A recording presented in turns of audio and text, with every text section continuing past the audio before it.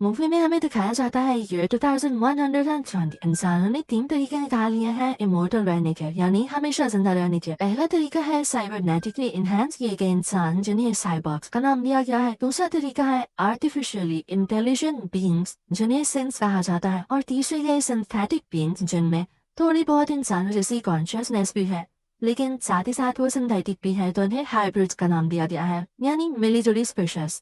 अब इन तीनों टेक्नोलॉजीज में से जो भी टेक्नोलॉजी प्रिवेल करेगी, यानी कि सबको अपने अंडर ले आएगी, वही दुनिया को रूल करेगी। फिर हमें एक स्पेसशिप दिखाया जाता है जिसका नाम है मैजिनो। वो पिछले 65 साल यानी 65 ईयर्स से एक मिशन पर है। हम देखते हैं कि कुछ स्लीपिंग पोर्ट्स हैं जिसमें कुछ लोग सो रहे हैं, और उस नींद को नाम दिया गया है क्रायो स्लीप का।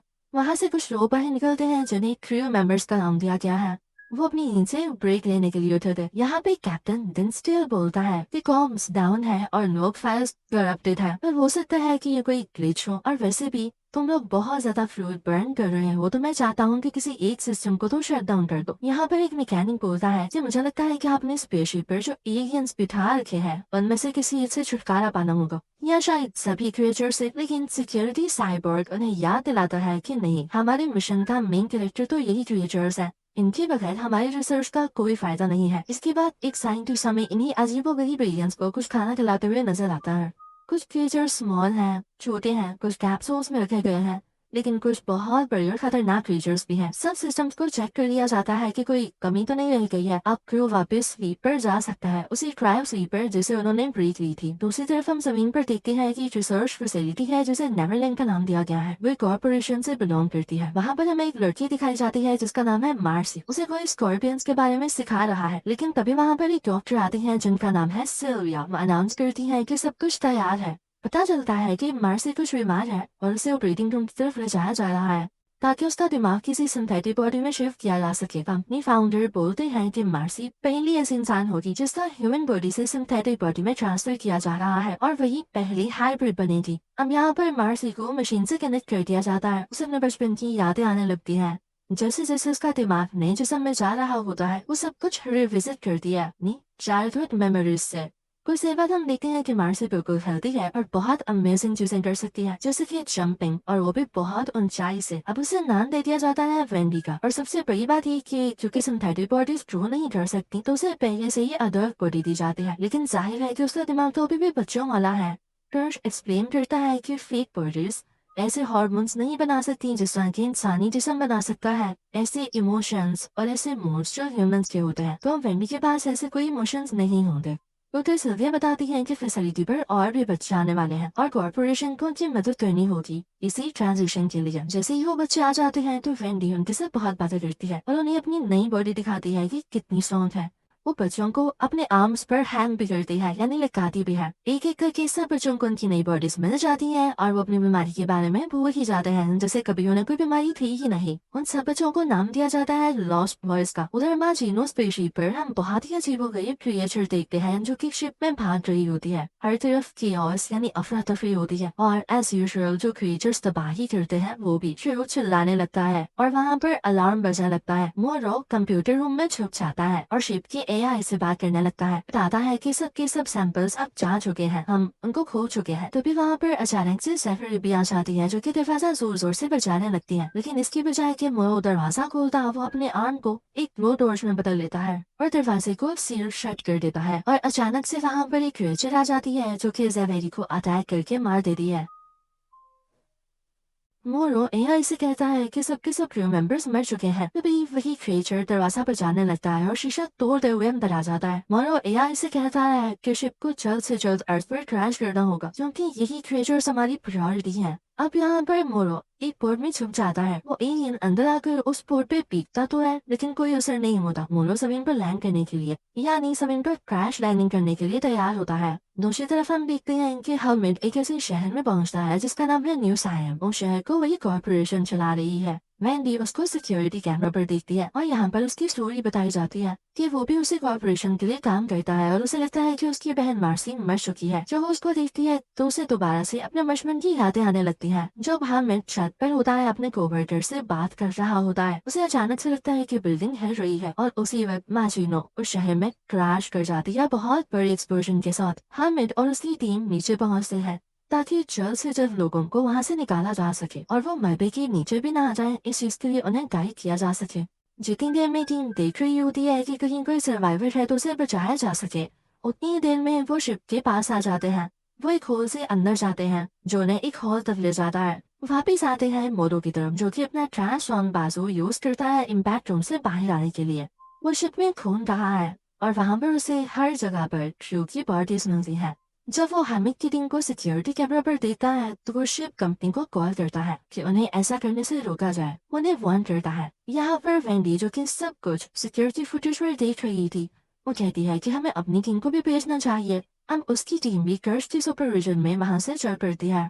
उधर मार्जिनों पर हामिद टीम के 2 मेंबर्स सर्वाइवर्स को ढूंढने लग जाते हैं। जैसे ही सोल्जर्स बॉडीज ढूंढ रहे होते हैं तो एक लीच लाइट एलियन सीलिंग में से निकल कर आता है और उनकी शर्ट्स में घुसने की कोशिश करता है। अचानक से मोरो आता है और उन सोल्जर्स को अपना हॉस्टेज बना लेता है। जब मोरो वहां से चला जाता है तो वही बग्स उन आदमियों के सर में क्रॉल कर जाते हैं और आहिस्ता आहिस्ता उनके दिमाग को खाकर उन्हें मार डालते हैं। उधर हम देखते हैं कि साइंस लैब रूम में हामिद और उसके 2 साथी बॉडी से भरे हुए पोर्ट को पाते हैं। जब वो हेडक्वार्टर बताने की कोशिश करते हैं तो रेडियोस इंस्टेबल हो जाते हैं। हामिद जो डेड बॉडीज पर देखता है तो उसे लगता है कि ये तो हफ्तों से डेड पड़ी हैं। वो बिना ये चीज नोटिस किए कि एक कोड में एलियन भी है, वो दूसरे रूम में चले जाते हैं। वहाँ भी उन्हें डेड बॉडी से मिलती है। इसके बाद जब वो तीनों वहाँ से चले जाते हैं यानी शिप से निकल जाते हैं, बिल्डिंग के अंदर सर्च करने लगते हैं तो उन्हें इस बात का बिल्कुल भी अंदाजा नहीं होता कि एक एलियन जिसका नाम है ज़ेनोमॉर्फ उनका पीछा कर रहा है। वो सीढ़ियों से जाते हैं और उसके बाद उन्हें जिस दरवाजे से गुजरना होता है उसे जानने के लिए बीच में एक बहुत बड़ा गड्ढा होता है। हामिद का साथी जंप करता है। वो वहाँ तक पहुँच तो जाता है लेकिन उसे चोट भी लगती है। उनका अगला साथी भी वहाँ तक जंप करके जाता है पर फ्लोर टूट जाता है। पर पहला साथी उसे पकड़ते हुए कामयाब हो जाता है। अब इससे पहले कि हामिद पे जंप करता वो देखता है कि कुछ सलाइवा लाइक उसके शोल्डर पर गिर रहा है। वो ऊपर देखता है तो उसे पता चलता है कि ज़ेनोमॉर्फ तो छत पर ही है। हामिद अपनी जान बचाता हुआ वहाँ से भागता है और रेडियो पर कांटेक्ट करने की कोशिश करता है। यहाँ पर हमें एक फ्लैशबैक दिखाया जाता है जिसमें पता चलता है कि हामिद ने अपने कॉन्ट्रैक्ट की टर्मिनेशन के लिए कहा था क्योंकि उसे मेडिकल स्कूल जाना था, लेकिन उसे टर्मिनेशन नहीं दी गई। तो अब उसे 7 महीने और काम करना है। और वेंडी ये सब कुछ कैमरा में देख रही होती है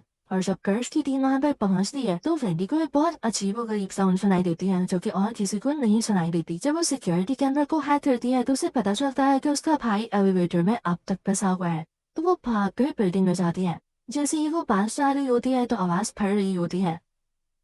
कर्शर उसके साथ साथ होता है और बाकी लॉस्ट बॉयज की टीम भी। वो सब जो शिप के अंदर जाते हैं तो देखते हैं कि शिप की सीलिंग पर अभी भी एलियन प्लांट स्टक है। हर तरफ खून से भरी हुई बॉडीज है। उन्हें एक बिल्ली भी दिखती है जिसकी आंख के अंदर एक एलियन होता है और वो मिनी एलियन उस बिल्ली की आंख अपने साथ लेता हुआ उसकी बॉडी से निकल जाता है। अब वही छोटा सा एलियन आगे बढ़कर एक 3 नंबर पर भी अटैक करता है लेकिन उसे अपने हाथ से रोक देती है। वहाँ पर वो उसे टेबल पर फेंक देते हैं जहाँ उसे ट्रे में कैच कर लिया जाता है। कर्श उसकी बॉडी कंप्यूटर से कनेक्ट करता है तो उसे पता चलता है कि ये तो रिसर्च रिजल्ट था।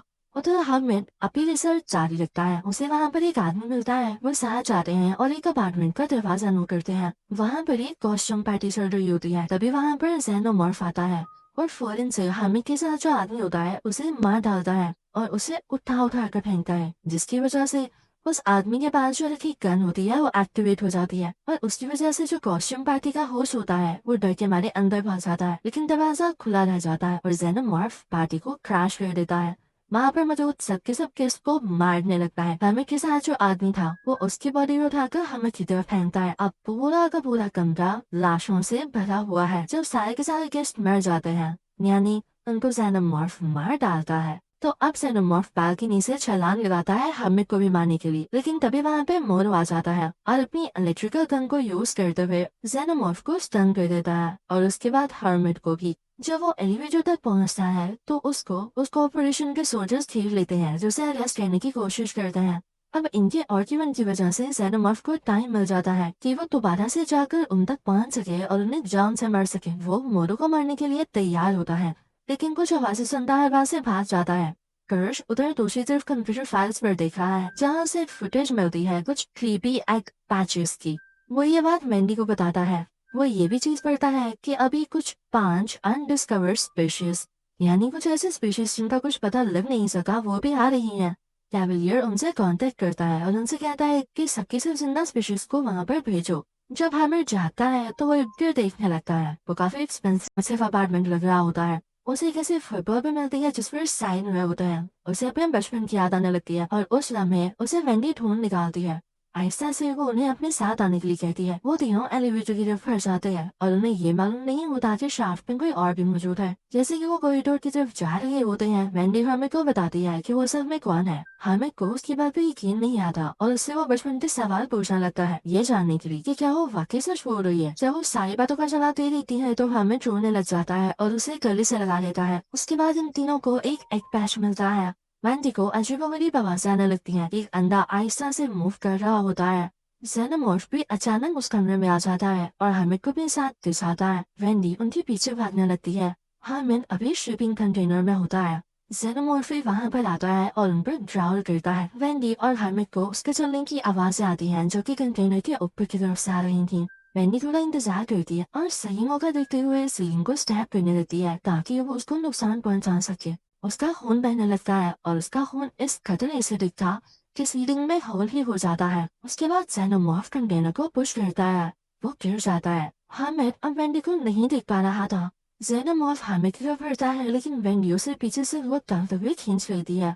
वो उसे दरवाजे की तरफ खींचती है और हामिद उसे बंद कर देता है, जिसके बंद होने की वजह से एलियन का इनर जॉब कट हो जाता है। लेकिन वो हौसला जेनोमॉर्फ अपने साथ साथ वेंडी को भी दरवाजे के अंदर खींच लेता है। हामिद केवल को बाइक करता है ताकि वो दरवाजे को दोबारा से खोल सके। दरवाजा खोल तो जाता है लेकिन वो ये देख के हैरान रह जाता है कि जेनोमॉर्फ की बॉडी कुछ डैमेज हो रही है। यहाँ पे हामिद और वेंडी बेहोश हो जाते हैं। होश में आने के बाद हामिद को उसकी शेडिंग दिखती है। उधर हम मोरो को देखते हैं जिसका ब्रेन अभी भी कंप्यूटर से जुड़ा है। गर्श और मोरो का आर्ग्यूमेंट हो जाता है कि शिबा किससे बिलोंग करती है। उसी दौरान एक एग खुल जाता है और मोरो बाहर की तरफ जंप लगा देता है। उसके बाद कॉर्पोरेशन टीम आती है जो कि लॉस्ट बॉयज को, रेस्क्यू टीम को और एलियन सैंपल्स को उठाकर नेवरलैंड लेकर जाने लगती है। जबकि सिल्विया वेंडी पर अपना काम कर रही होती है कि वो उसे ठीक कर सके। कर्श जब भी किसी अंडे को खुलता हुआ देखता है तो परेशान हो जाता है। अभी भी एक अंडा खुलता है और उसे ट्रैक करके ले जाता है। उन्हें एहसास होता है कि अंडे तभी रिएक्ट करते हैं जब उनके सामने कोई ऑर्गेनिक लाइफ होती है। सो कैवलर कर्श को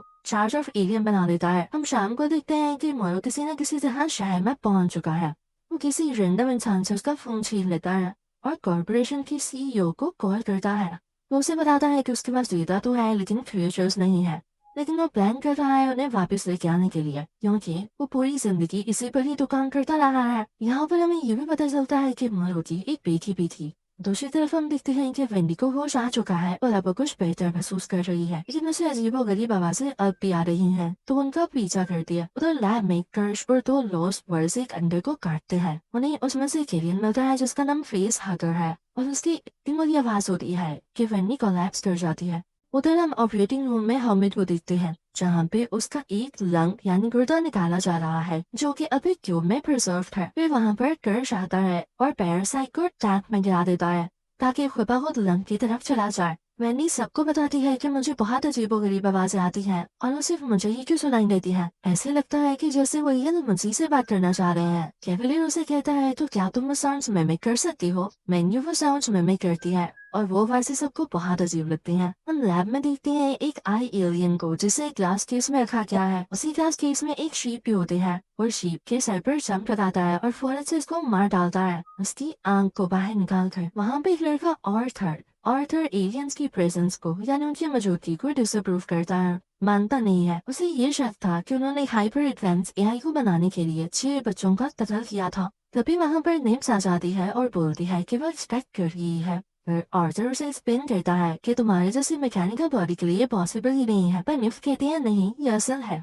पर सिल्विया उसे समझाती है कि ऐसा पॉसिबल नहीं हो सकता। उधर कैवलर वेंडी से कहता है कि वो हमें को घर भेज देगा, लेकिन इसके बदले में वेंडी को जेनोमॉर्फ रिसर्च में उनकी हेल्प करनी होगी क्योंकि उन्होंने वेंडी के भाई हमें को यहाँ पे रहने दिया। बाद में हम देखते हैं कि वेंडी लैब में जाती है और उन्हें अजीबोगरीब आवाजों को रिपीट करती है कि वो एलियन और हर्मिट के लंग से बात कर सके। तभी अचानक से हर्मिट के लंग में से एक बेबी जेनोमॉर्फ निकल कर आता है, लेकिन वेंडी उसे ठंडा करती है उसी अजीबोगरीब आवाज को निकालकर और उसके बाद उस बेबी जेनोमॉर्फ को पेट करने में कामयाब हो जाती है। कर्श ये सब दूर से देख रहा होता है। तभी वहाँ पे एक फ्लैशबैक आता है जो दिखाता है कि मार्टिनो का क्रू अपने ट्रायोड के अंदर जा रहा है। वहाँ हम देखते हैं कि आग भी है और दो फेस हगर्स वहाँ से एस्केप कर चुके हैं। एक ने कैप्टन डेंस्टर को मार दिया है और दूसरे ने अपनी बॉडी के स्वाद के साथ अटैच कर रखी है। मोरो भाग कर जाता है इन्फर्मरी की तरफ और उसे पता चलता है कि रिंचल वाकई ही मारा गया है, क्योंकि कुछ क्रू मेंबर्स ने जब फेस हगर्स को मारा था तो उनका खून उसी कैप्टन के फेस पर भी गिरा था। ब्रोंकी अभी भी जिंदा है तो वो सब अग्री करते हैं कि उन्हें उसी क्रीचर के साथ क्रायो स्लीप पर भेज देते हैं। लेकिन एट द एंड का ये प्लान फेल हो जाता है और वो फेस अगर ब्रोंकी को मार डालता है और फिर पोर्ट को ब्रेक करता हुआ वहां से निकल जाता है। मोनो एक आदमी को एक इलेक्ट्रिक स्टन गन देता है। क्रू मेंबर्स में से कुछ लोग भी उठ जाते हैं। उसी दौरान वो लोग नोटिस करते हैं कि एक और एलियन एस्केप कर चुका है। अब वहां पर एक क्रू मेंबर की तबीयत उन्हें कुछ ठीक नहीं लगती। जब उसका स्कैन किया जाता है तो पता चलता है कि उसके डाइजेस्टिव ट्रैक्ट में कुछ डार्क स्पॉट्स है। उसका बहुत ज्यादा खून निकल रहा होता है तो वहां मौजूद दो लोग उसका ऑपरेट करने लगते हैं और जब वो उसका ऑपरेशन कर रहे होते हैं तो उन्हें कुछ फॉरेन बॉडीज नजर आती हैं। उन्हें लगता है कि शायद कोई टिक्स है। जब उनको रिमूव कर रहे होते हैं तो एक गैस स्प्रे करती है जो कि फौरन वहां पर मौजूद तीनों लोगों को मार डालती है। बाकी वहां से भागने की कोशिश करते हैं लेकिन जो एलियन बग्स होता है उसकी बॉडी से निकल आते हैं। वहां पर एक और xenomorph अटैक करने के लिए आ जाता है। अब मोनो इन सब चीजों से बहुत तंग आ चुका था। वो शिकी को मान ले लेता है, सबको ऑर्डर देता है कि जितना जल्दी हो सके हमें अर्थ पर पहुंचना होगा। इसके बाद मोनो कॉरिडोर की तरफ जाता है लेकिन उसे कोई रोक लेता है जो उसके ऊपर फायर भी चलाता है। इसी फायर के दौरान एक और आदमी हर्ट हो जाता है। मोरो उसे घसीटता हुआ लैब में आता है और उसे छुपा देता है। अनफॉर्चुनेटली वही आदमी जिसने मोरो का कॉरिडोर में रास्ता रुका होता है वो वहाँ पर आ जाता है और उस आदमी को जिसको मोरो ने छुपाया था उसको सिर में गोली मार देता है। मोरो भी वापस उस पर गोली चलाता है लेकिन वह दूसरे दरवाजे से भाग जाता है। लेकिन मोरो भी आकर उसे ब्लेड से मार डालता है। लेकिन दरवाजा खुले रह जाने की वजह से एलियन भी लैब से बाहर निकल आता है। उस तरफ हम मेडिकल बे का सीन देखते हैं जहाँ पर xenomorph आकर ज़वाई के पीछे आता है और उसकी टांगों पर अपनी टेल मारता है ताकि वो गिर जाए। ज़वाई फौरन से भाग जाती है और दरवाजा बंद कर लेती है लेकिन xenomorph दरवाजा खोलता है और उसका पीछा करने लगता है। दूसरे रूम में ज़वाई को एक ब्लू डोर मिलती है जिससे वो दरवाजे को सील कर देती है। मोरो भी खुद को कंप्यूटर रूम में छुपा लेता है और बाहर xenomorph से जो भी फाइट कर रहा होता है वो उसे अपनी टेल से इतनी बार मारता है जो उसकी बॉडी यूजलेस हो जाती है और उसकी बॉडी से एलियन बाहर आकर xenomorph के फेस पर चढ़ जाता है और यहाँ पर ज़वाई को भी मौका मिल जाता है भागने के लिए। लेकिन जब वो मोरो से मदद मांगती है तो वो दरवाजा सील कर देता है एक ब्लू डोर के साथ। उसे कोई फर्क नहीं पड़ता कि बेशक xenomorph की अटैक से ज़वाई मर ही जाए। कुछ ही देर में अर्थ पर शिप क्रैश हो जाती है और चंद ही दिनों बाद मोरो उसी कॉर्पोरेशन से मिलता है और उनसे वादा करता है कि वो एलियन सैंपल्स को वापस लेकर आएगा। वो ये भी प्लान करता है कि वो कैवलियर को मार डालेगा। हमें दिखाया जाता है कि बेबी xenomorph को लॉक किया गया है लेकिन वेंडी उससे बात करने के लिए उसे विजिट करती रहती है और हमें तो अपनी बहन के लिए परेशान है। हमें उसे कहता है कि हमें यहाँ से निकल जाना चाहिए पर वेंडी अभी भी यहाँ पर रहकर कुछ रिसर्च करना चाहती है। दूसरी तरफ हम निप्स को देखते हैं जो कि अपना टेस्ट करवा रही होती है क्योंकि उसे लगता था कि जैसे वो एक्सपेक्ट कर रही है साइंटिस्ट कुछ समझ नहीं पाते। तो एक लड़का कहता है कि उसका माइंड बाइक कर दो। आर्थर एक बहुत काइंड साइंटिस्ट होता है वो मना कर देता है लेकिन डॉक्टर सिल्विया एग्री कर लेती है और आर्थर को निकाल दिया जाता है। उधर हम देखती है कि वो कॉर्पोरेशन और कैवलियर एलियन क्रैश के लिए एक दूसरे को ब्लेम कर रहे होते हैं। निप्स की मेमोरी वाइप होने के बाद वेंडी सिल्विया से कन्फ्रंट करती है। वो उससे कहती है कि प्रॉब्लम्स एलियन नहीं बल्कि तुम हो। उसी वक्त लैब में एक एक्सीडेंट होता है जब एक आदमी गलती से एक एलियन से खोल देता है और एलियन उस पर एसिड फेंककर उसे मार डालता है। उधर ऑर्डर और एक और आदमी लैब में जाते हैं लेकिन वो आदमी ऑर्डर को धोखा दे देता है और उसे एलियन के साथ लॉक कर देता है। थोड़ी देर बाद एलियंस वहाँ से एस्केप कर जाते हैं और साइंटिस्ट को मारना शुरू कर देते हैं। यहाँ पर वेंडी हैकिंग से xenomorph को फ्री कर देती है ताकि वो उनकी मदद करे। हर्मिट ऑर्डर की मदद से उनके ट्रैकर्स बंद कर देता है और फिर तीनों यानी वेंडी, हर्मिट और नेप्स जंगल की तरफ भाग जाते हैं। जंगल में उनको कुछ ड्रिफ्ट्स मिलती हैं असली बच्चों की जिनके माइंड्स इन हाइब्रिड्स में डाले गए थे। वहाँ सोल्जर्स ले आ जाते हैं लेकिन वेंडी xenomorph को बुला लेती है जो सबको मार डालता है। जब वो डॉक्स तक पहुंचते हैं सोल्जर्स उनका इंतजार कर रहे होते हैं। एक सोल्जर निप्स का टॉय पानी में फेंक देता है तो निप्स उस पर अटैक कर उसका जो तोड़ डालती है। यहाँ पर फाइटिंग होने लग जाती है। वेंडी और निप्स दोनों अपनी रोबोटिक स्ट्रेंथ से सोल्जर्स को गिरा देती हैं लेकिन एंड में हर्मिट शो देख के निप्स को रोक लेता है और सब पकड़े जाते हैं। इस दौरान हम देखते हैं कि xenomorph पूरे आइलैंड पर इंसानों को मार रहा होता है और वेंडी फैसिलिटी के सिस्टम को हैक करके सिल्विया को उनके क्राइम्स दिखाती है और सेल्फ डिस्ट्रक्ट अलार्म एक्टिवेट कर देती है। वहाँ मोरो और टर्श के दरमियान लड़ाई होती है।